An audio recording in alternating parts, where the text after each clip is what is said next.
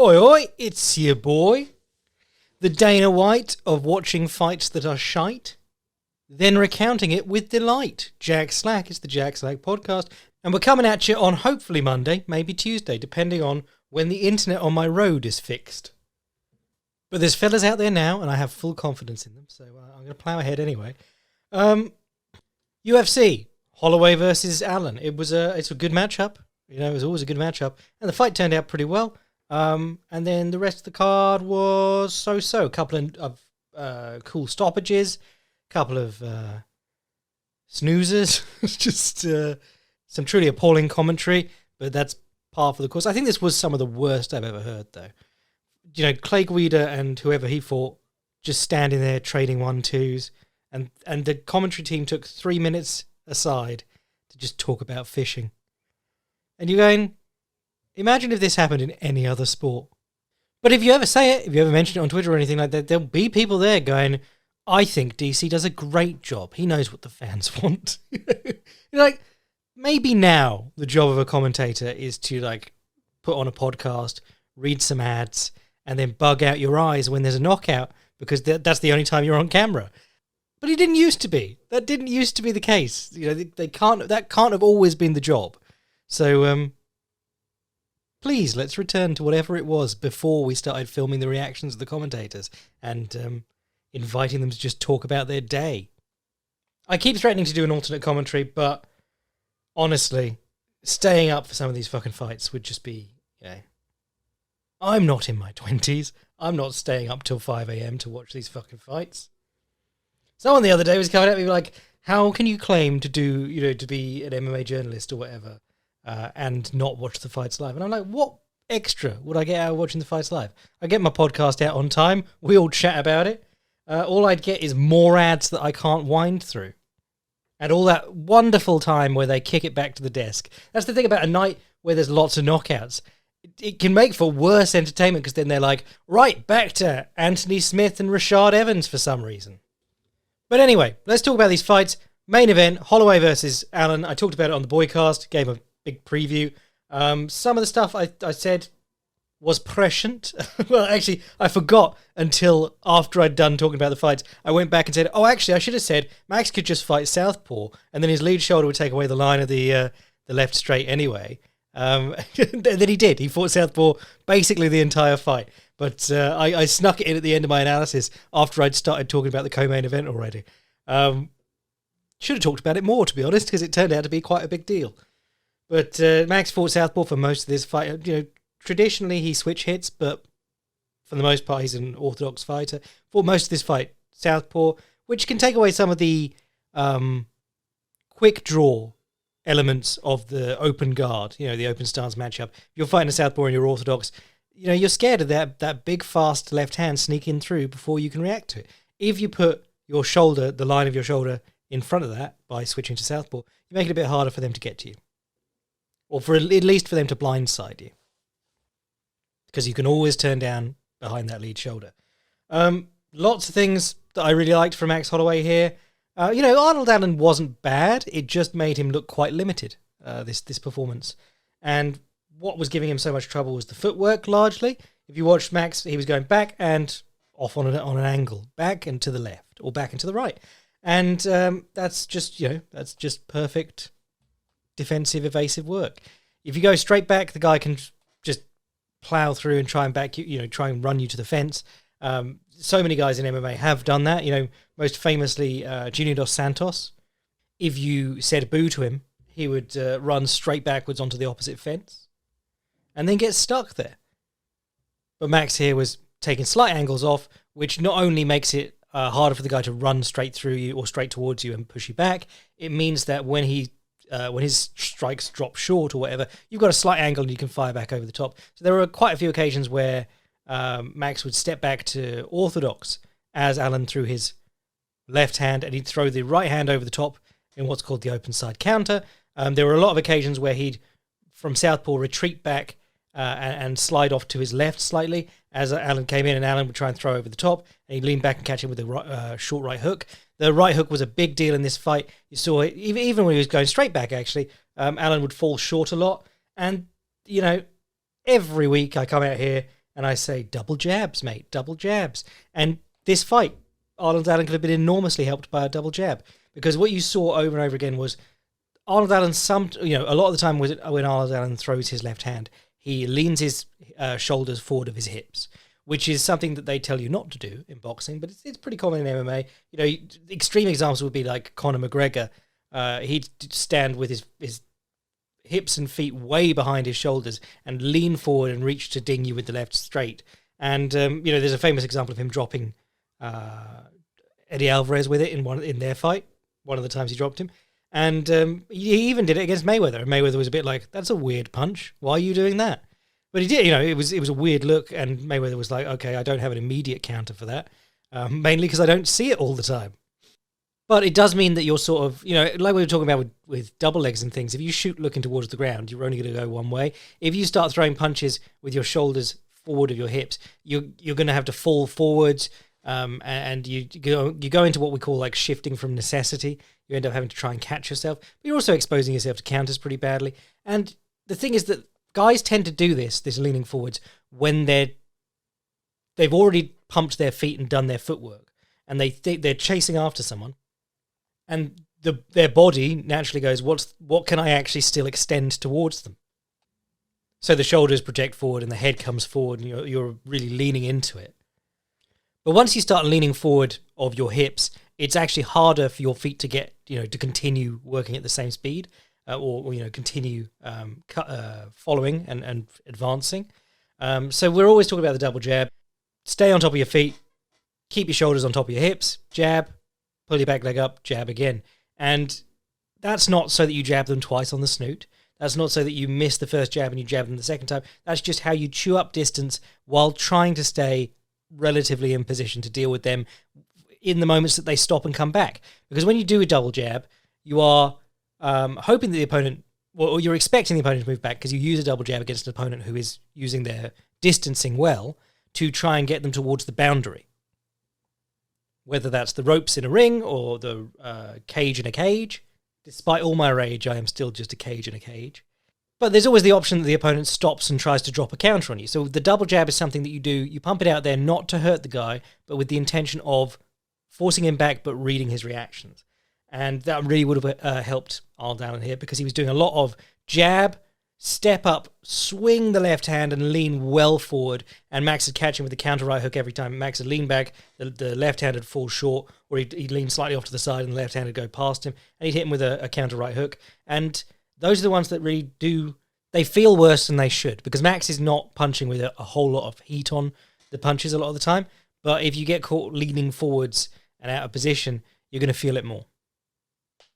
So it was balancing between letting Allen fall short and then coming back with counters, and covering up and letting Allen throw against the guard and then coming back with like 2 or 3 punches in a row. Counter combinations. And because Arnold Allen is so 1-2, 1-2, he was sort of stuck. The thing that I really want you to watch for, if you're going to watch this fight again, is how much circling Max does. Not only does he, when he retreats away from Allen to let him fall short, he goes off to one side or the other slightly, but basically between every engagement, he circles off, and he's constantly making Arnold Allen turn. And he's also constantly feinting. Because as we talked about on the Boycast, Arnold Allen's answer to guys trying to steal the initiative from him, go on the offensive and so on, is to just drop a big 1-2 in their face, try and drop a big left hand on him. Dan Hooker came out and tried to back him up, he dropped a big left hand on him. Sadiq Yusuf came out, successfully backed him up until Allen dropped a big left hand on him. The problem is that he's got this sort of, once he's got this great left hand that can get him out of all sorts of pickles, it's the only thing that's going to get him out of that pickle. So Max shows him a lot of feints and keeps turning him. And what you're doing there is you're making it really unappetizing to throw a big committed left hand. You compare Max's striking style, where he throws his punches with very little weight behind them, and he throws lots of them. And he could be throwing it like every second of the fight, to be honest. If you look at his punch counts, he almost does. But he doesn't care if he misses. And that's how you work effectively as a volume puncher. You go, I don't care if I miss. I'm not going to throw myself out of position. It's not going to tire me out, stopping these punches, pulling these punches back. The old Conor McGregor paradox of, if you are, particularly if you're a smaller fighter, if you're in one of the lighter weight classes, we're going to talk about Joyce later, the heavyweight boxer, but if you're a giant dude, you can throw your punches with just the weight of your arms and you'll be hurting people. But if you're in the smaller weight classes, if you want to bang, you've got to do it by putting your body weight into blows. And by throwing your body weight into blows, you then have to catch your body weight or control your body weight and recover. So the Conor McGregor paradox was always that he threw really, really hard, but he always gassed. Never looked as good in round 3 as he did in round 1. Whereas Max Holloway tends to look exactly the same in round 5 as he does in round 1, because he's always just sort of like peppering people with punches. And he doesn't give a shit if he misses, because it's just his arm. His arm goes out and his arm comes back. It's not like he's thrown his whole weight into it. But yes, the amount of circling off he was doing, the amount of feinting he was doing, really made Arnold Allen not want to throw that much. And that, when the guy starts hesitating, you can start stepping in with your own punches, which Max did a lot of. Not as much as against people like Cater. His output was lower in this fight, but he was still very, very active against a dangerous hitter. Another thing I really liked was round 2 when, or it might have been round 3, when Allen started to try and walk him down a bit, because he'd been lunging at him and getting countered, so he started trying to pressure into him without opening up, which is what you want to do against someone who's going to lean back and counter you if you overcommit, and if their range and their distance is annoying you. You've got to keep closing that distance down again. You can't lunge in from too far out. So he starts closing the distance down, and what Max was doing was just hammer. He went southpaw, and he hammered in the calf kick over and over again in that round.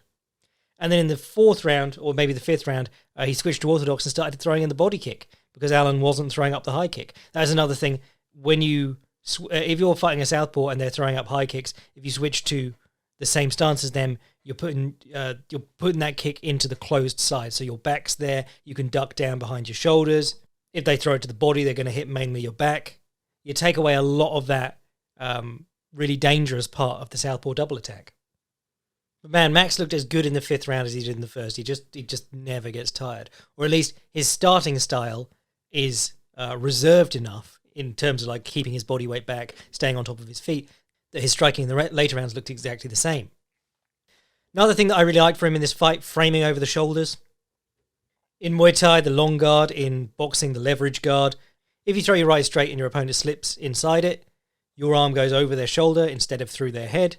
But when they throw their left hand back at you over the top, you can just put your elbow into the crook of their arm, and their punch is completely muffled.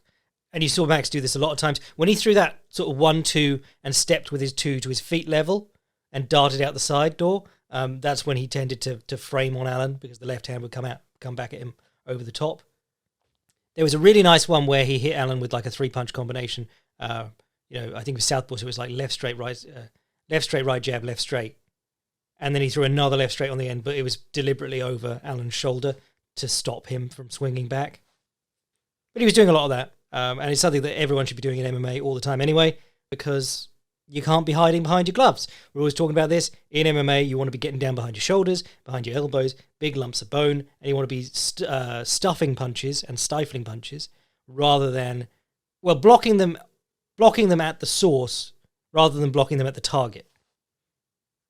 The closer to the target you're blocking, the more force you're going to absorb from the blow. Especially in smaller gloves, you risk not even blocking the blow.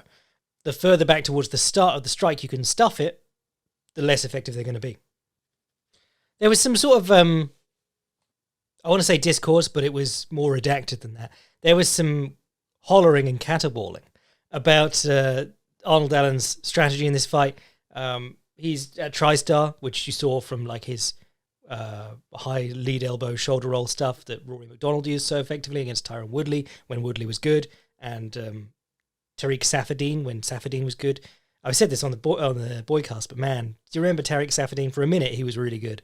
But I think it was Dana White said that Allen should have gone after it more, got after him early, blah, blah, blah.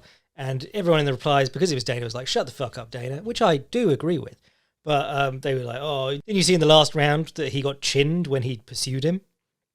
It's like, yeah, well, running at him in the last round, that'll do that.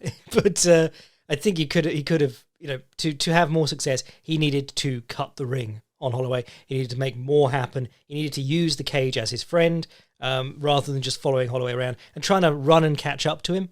That's disastrous. When you start fighting people who can actually use distance well. Rare moment of praise for former women's champion, now angry scrub, Valentina Shevchenko. But no, look at her fights. She keeps the distance perfectly. She refuses to engage except on her terms. And these women are just running at her. And, you saw that Alexa Grasso actually was pressuring towards the cage and using the cage to stop that retreat. If there isn't something to retreat into, they have to fight differently. They have to engage you. They have to take some chances, moving their head and trying to get out the side door. If you fight like Jessica I or Caitlin Chikagian and you just run at her and then she turns the corner on you and then you go, oh, right, we're going back the other way, and you're just doing lengths of the swimming pool, going backwards and forwards, that's bad. And, that happened to Arnold Allen a little bit here. It wasn't quite as extreme as that, but the occasions where he actually got Holloway close to the fence were, you probably count them on one hand. And in the last round, he managed to clinch him and push him to the fence, but that was to, take a break. The only thing that disappointed me from Holloway was the not as much bodywork as I like to see from Holloway, but that's always true. This dude, I said it in the boycast, but I said, I thought it'd be great if Max had one of those moments that he sometimes has where he goes, oh, hold on a minute, I'm the best body puncher in the division. And then stops and rips the opponent's body. But he was busy doing his 1-2-1 stuff for most of the fight and his lean back counter right hook. That little sequence in the last round, though, where Allen came out, stormed towards him, he hit him with a spinning back elbow because the time to do that is when the opponent is coming after you. If you do spinning techniques going after your opponent and they don't have the fence at their back, you're going to have a bad time. And we'll talk about that later with those two girls on the undercard who were terrible. But he hit him with the counter back elbow, circled off. Allen stormed in again. He hit him with an uppercut to the solar plexus. It's like, that's how you calm someone the fuck down. You try and knock them out with the technique that's going to work if they lunge into it. And then if they keep pushing in, you hit him in the solar plexus and that will really slow him down. Go watch Mayweather Maidana 2. Just uppercuts to the solar plexus all day. Or Dempsey versus Tunney 2. Tunney comes out, realizes that Dempsey's going to push in on him constantly, so he throws a right straight to the solar plexus, and Dempsey himself said, never recovered from that, felt awful. So the main event was the good thing on this card, and where are we going from here? Arnold Allen, you can get by on just a couple of moves, but you probably want to build. The thing is that the thing that changes is the context. If people come after you and they walk onto the 1-2s like Dan Hooker did, then yeah, you're going to do great with your very fast hands and your very big punches. But if people, at a certain point, people are going to, most of the time, people are going to try and avoid getting hit by your punches. And some people are going to be very good at it. And then you need that nuance in your footwork. You need to be able to put the guy to the fence where you can bang him with punches. It's interesting because I thought this would be an interesting fight for Max to go on the front foot, because some of Allen's harder moments have come when the opponent stays in his face. So Mads Burnell back in the day, just really hard-nosed, awkward cross-guard boxing performance with ducks into takedowns along the way, kept him on the back foot for 2 and a bit rounds and then fell into a ninja choke. And Sadiq Yusuff did well, putting him under pressure. As we were talking about in the pre-fight stuff, Sadiq Yusuff, his technical choices didn't match his strategic and tactical choices. He was getting Allen on the back foot. He was going after him. He was pushing him into the fence. Allen was, stuck for places to run to. He was having to circle on the fence. He was opening himself up. He was throwing back haphazardly. But Sadiq Yusuff was looking for step-in low kicks on the back leg, which is an awesome technique, which I'm always saying I'd love to see more of that in MMA. But if you do that when the guy's back is to the fence, he's only going to come forward. And you don't want them coming forward when you're stepping deep to kick their back leg, because they'll just bundle you over. Happened twice in that fight. Sadiq Yusuff got him in good position to step in and bang, and then kicked the back leg, and Arnold Allen just pulled it up and ran through into a takedown. But yeah, Max didn't do any of that. Max did it on the back foot. And I think that's where you're seeing the issues with Allen. I said when he came into the UFC, he might as well have been wearing sprawl shorts. He was just very basic. And he's added some nuance to that. He's added some slicker elements. But if you're not a combination striker, if you get by on just these 1s and 2s and the odd high kick, you need to be able to manufacture the situations where that will work against all kinds of different types of fighter. And adaptability is such a strong thing in fighting and martial arts generally. You don't see an awful lot of it at the highest levels. You see, everyone tapers their style down to what they're best at. But Max Holloway is a great example of a guy who tries a bit of everything and tries to adjust his performance to what works best against his opponent rather than what works best for him. So his ability to go southpaw really helped him here. It really helped him in 2 of the 3 Volkanovski fights. In the first Volkanovski fight, he was getting kneecapped every time he stepped in, so he switched to southpaw to sort of save himself and do some reconnaissance. And you're trying to work out what to do midway through a fight, and the southpaw stance gave him the chance to do that. But in this one, he just went southpaw, and then half of Allen's weapons weren't as effective. So the ability to adapt to the opponent is a huge deal, and Arnold Allen at present is, I have these 3 things I'm good at. Let's see if they work. And then after this, someone asked Holloway, would he fight the Korean Zombie? And he said he'd love that fight. And everyone just went, no, that's terrible. The Korean Zombie should be retired. He should have been retired when he got soundly boxed up by Brian Ortega. He made Brian Ortega, who has never slipped a punch, look like Pernell Whitaker. So let's quickly run down the rest of this card. What was interesting? Edson Barboza, Billy Q. This was an interesting one because I thought, Billy Q, when you look at it on paper, you go, well, Edson Barboza has been run ragged by people just getting in his face. And you saw a snippet of the Beneil Dariush fight there. I mean, Beneil's a southpaw, but he just kept walking up to Edson, and every time Edson got his feet set to do a wicked switch kick or to do a spinning back kick or anything, Beneil Dariush's jab would just already be on his nose, and then Edson go, oh, fuck, and then start circling off again. And then he'd have to set himself up in his stance, and there's the jab again, And there was a little bit of that here with Billy Q. Billy Q was stepping in and jabbing him every time Edson Barboza stopped moving. Because Edson does this sort of, someone called it the straight-legged Bambi on ice circle of the cage. But he levels his feet out and circles the cage in like a side skip. And then he sets his feet in stance. And if you're far enough away coming in on him, he does his big wheel kick or he does his switch kick or whatever. But he always gets set first. He always leaves his stance to circle and then gets set very visibly, obviously, first. And Billy Q was hitting him with jabs doing that. But the thing was that Billy Q was going like side on in his jab, full boxing style, blade the stance, get it as long as possible. And then he just stayed there. So Edson Barboza took these jabs on the snoot and kicked him in the leg. And his leg just buckled every time. And then, of course, Billy Q was backing him up to the fence and then just ducking in. And, the knee, if you look at it, I think Edson's head is being jacked back at the time. He's not spotted where Billy Q's head is going and aiming it. He just knows that Billy Q is ducking in. So he throws his knee up, expecting Billy Q to duck in on the fence and knocks him out. Really cool knockout, not gonna lie. And obviously, Barboza was doing well landing before the knockout. A lot of people making this like Edson Barboza is back. I think Edson Barboza has always been good. It's just that he's also getting older and he's been fighting monsters forever. Azamat Mirzakhanov versus Dustin Jacoby. Man, I was slagging off Mirzakhanov's striking in the week. Because, if you watch his fight with Tefon and Chukwi, he gets badly outstruck. But every fight, he leans his head well forward, throws his overhand, and we talk about shifting by necessity. His left foot has to come up like level to his right to catch him, and then he's bent forward at the waist. So Tefon and Chukwi was letting that fall short and then coming back with counters and just lighting him up for 2 and a bit rounds, but then got caught. Dustin Jacoby looked terrified the entire time, and then threw about 3 kicks in the entire fight. This was not a particularly enjoyable fight, but Mirzakhanov did look good, looked better than usual. Lots more varying of his shot selection. I do love that wide left to the body because he throws it like his overhand, but to the body. And not enough people are throwing wide lefts to the body. Used his jab a little bit too. Just Jacoby looked crap. that's about as much as you could get out of that. Because people talk about this afterwards. People going, oh, I thought he was a great kickboxer. And I think it was Lucas Bourdon just shared his record. It's like never beaten someone who isn't an American. Just randomers that Glory brings in. I mean, Dustin Jacoby was a randomer that Glory brought in. They were like, you're an MMA guy. Fight Alex Pereira, even though Alex Pereira was also just some guy at the time. Ion Cutelaba versus Tanabosa. Yeah, just ran through him. Lovely.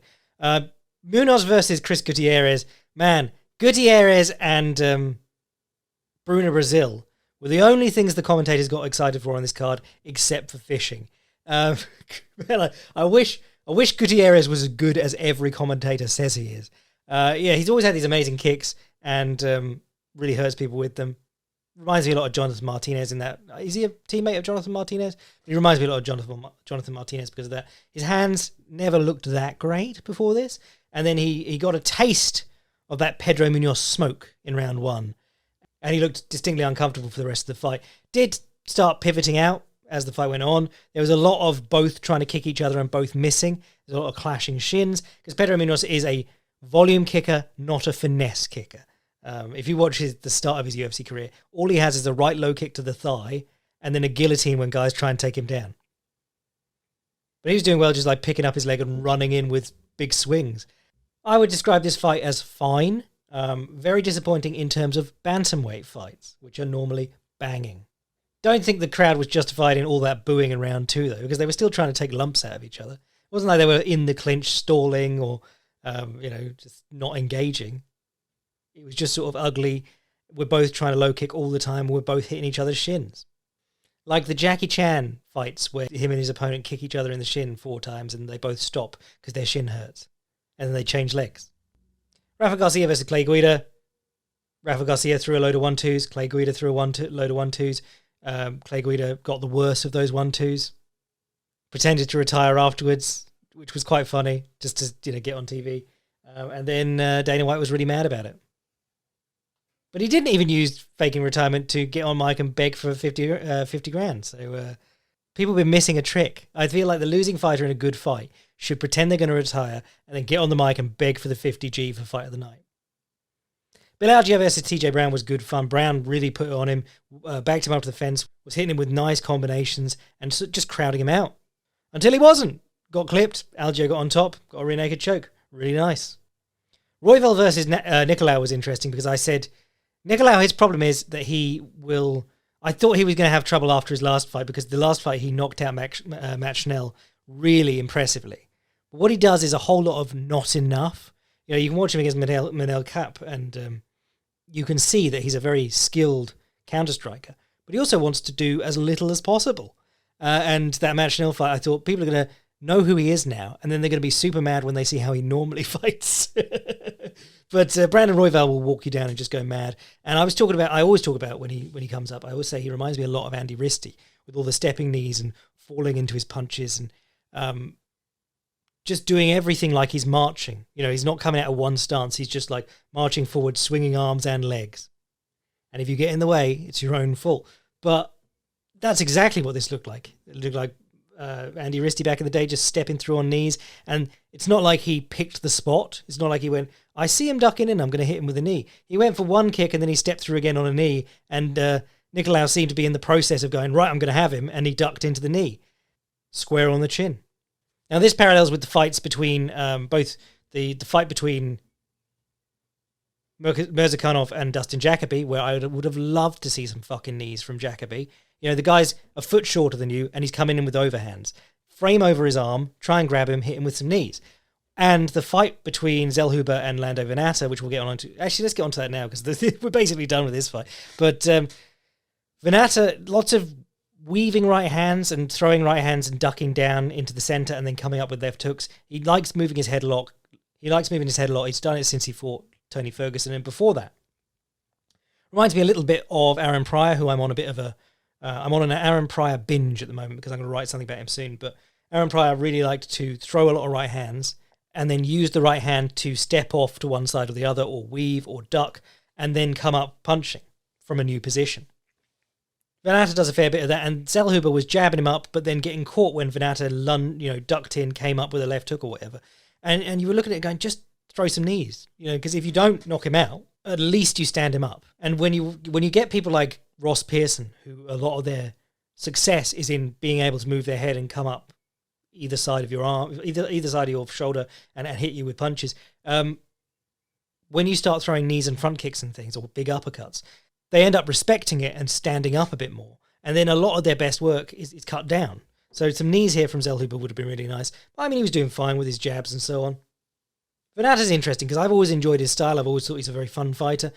His problem is that he can't win fights. Often it's a case of him not doing enough.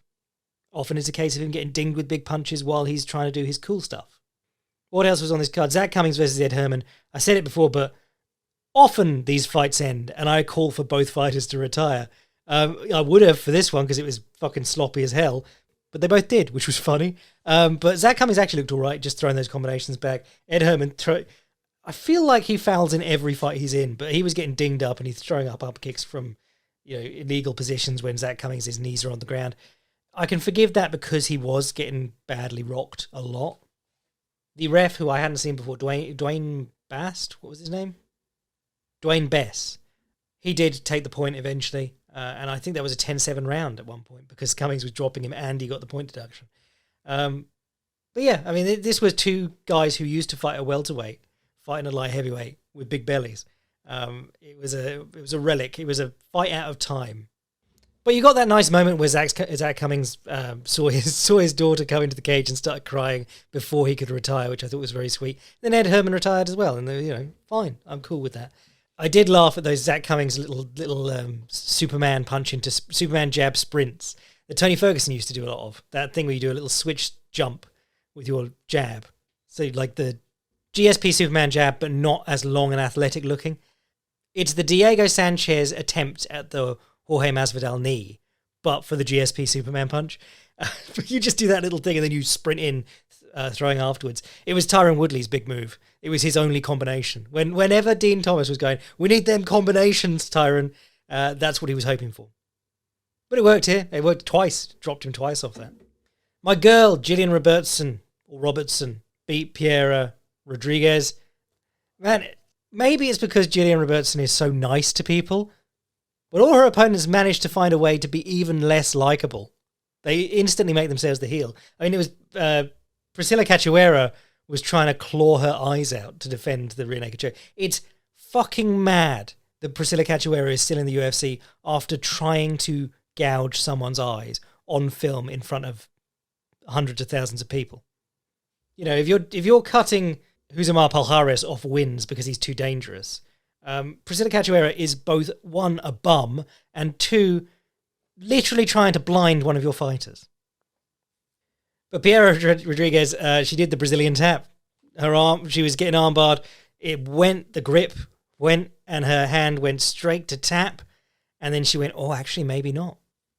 Which, if you're not familiar, is a move that works, because technically, in the legality sense, tapping twice is what is deemed a tap out. But a lot of people tap once. Think of Fedor versus Verdum. Tapped once. Everyone understood it was giving up. But the Brazilian tap is that you tap once, and then as soon as the guy starts releasing pressure, you take advantage. So it happened to Verdum, actually. That giant lad he fought. The guy who played him in a film. But he had an 84-inch reach. Absolutely massive dude. Verdum, I think he locked in a triangle, and the guy taps his thigh once on the opposite side to the ref. So Verdum lets go, and the guy just pounds him out. And I believe Verdum actually appealed that and got the no contest in the end. But it was a tournament, and it was a PFL tournament to win $1 million. So he lost that, lost the chance to win the $1 million, and he was probably the best fighter in it. So not great. I thought Robertson's striking looked serviceable in this one. She looked less tiny because she's normally a flyweight. She looked at a reasonable size here. And she was using step-up low kicks and things, and she did enough to get into grappling exchanges. She pulled guard on this last, and then she tried to do a sit-up sweep, but she had her leg grapevine behind the girl's calf, which will stop you from doing a full turnover for a sit-up sweep. But it did seem to mean that she was attached to Rodriguez when Rodriguez pushed her back, stood up, held onto the leg, came up on the single. You want to see people coming up on the single from De La Riva and reverse De La Riva. Dante Leon in jiu-jitsu or no-gi. He gets reverse De La Riva. He grabs the guy's hand with both of his, and then he just pulls it up over his head and sits up on the single. And people are like, are you allowed to do that? I didn't know you were allowed to do that. Not enough sitting up on singles from guard is what I'm saying. That was Damian Maia's whole thing. When he worked out that he wasn't going to butterfly sweep people anymore, but he could just come up on the single, he started doing great.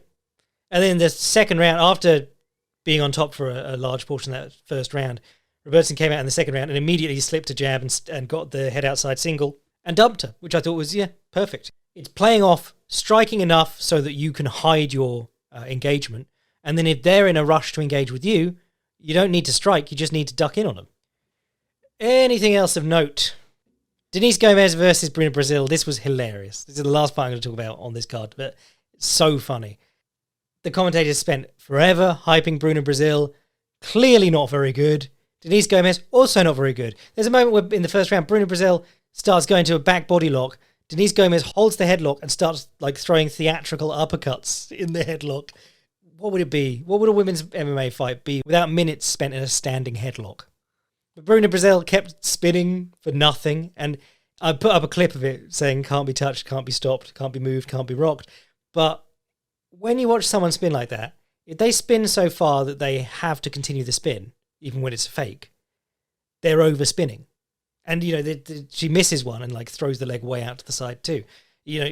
Rogan always said turning side kick, but you're trying to spin to the kick, not through the kick. She was just spinning like wild. And anytime Gomez came in, you want to talk about tall person defense, Bruno Brazil just steps back with her chin in the air. So Denise Gomez just has to run through and throw the overhand. And she did, and knocked her out. It was terrible. They were both bad. And this is strawweight, where there were actually very talented fighters. So I don't expect either of these lasses to go far. In the kickboxing world, don't think anything happened this weekend. Certainly not in Rise or Crush, as far as I know. Boxing, there was Joyce versus Zhile Zhang, the very preppy Chinese man. He should enter in a gilet and a flat cap. It'd be fantastic. But yeah, this was a really interesting one. We were talking about this on the Boycast. Joyce, really difficult fighter. People don't want to fight him. He is next in line for the WBO, I believe, belt. But he has to wait for Daniel Dubois to get his mandatory, even though he's beaten Daniel Dubois. And he's also waiting for Usyk and Fury to clear up their whole thing. So he stayed busy by fighting Zhile Zhang, who's 39 years old. And you'd think a 39-year-old heavyweight, how good can they be? Turns out Zhile Zhang's pretty good. I was watching some of his fights before this one. And 6 foot, 6'8", southpaw with a very fast left hand. And he's sort of plodding and he does slow down over the rounds, but very slick on the counter, just sneaks these shots through. Really good right hook. And as I said, how many good heavyweight southpaws are there? Usyk and maybe Ortiz, but no one fights Ortiz because he's a good southpaw. And yeah, Joyce went forward trying to do his usual walk through the punches thing. And against a massive puncher, the guy just closed his eyes up. Now, Joyce, he got sort of wobbled at one point, but he was taking the punches well, but his face was just a fucking mess. And because he's always on the center line, his head doesn't move from in front of one shoulder to the other. There's lots of different names for this, like short rhythm, or I've heard someone talk about 3 axes. If you put a vertical line through your left knee and a vertical line through your right knee and a vertical line through your center line, and you want your head to be going between those 3 points at all times. But yeah, because he never moves his head, he's just eating these huge counter punches. He'll throw his punches and then he'll get something back straight down the center. And it meant that Zhang could split his jab with left straights basically any time he wanted to. It meant that if the jab ever came in and landed, Zhang could throw his right hook knowing that the guy's head would still be there. There's a lot I like about Joyce. He was going to the body, which is how he gassed out Joseph Parker in his last one.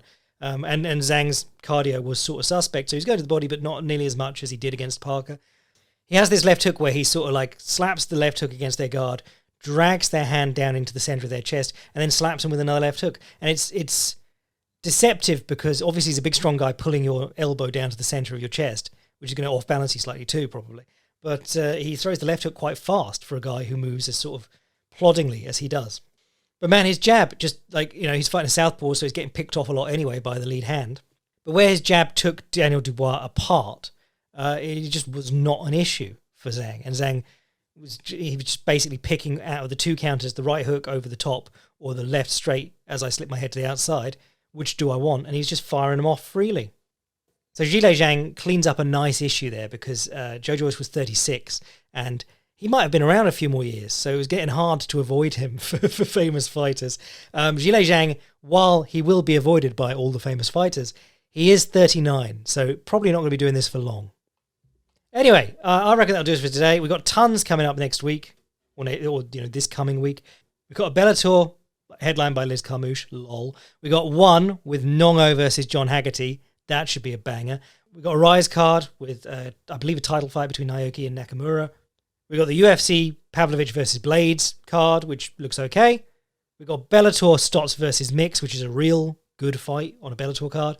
And we got Knockout are also doing a kickboxing event. So tons. And I'll be talking about it all on the Boycast for the Patreon boys. We'll also talk about PFL because that was this weekend as well. And I haven't caught up on that yet, but I will be in the next few moments if my internet ever comes back. But yeah, if you want to get in on that and all the extra stuff I write and talk about, sign up to the Patreon, support the podcast, be a boy. If you want to send an email to the podcast, jackslackpodcast@gmail.com. And if you want to see what I'm writing anytime, fightprimer.com. I am your boy, Jack Slack. Dwayne Bess bless. Oh, no, hang on. Dwayne Bess knee-dropping Bruno Brazil in the back of the head when he stops the fight. Bless.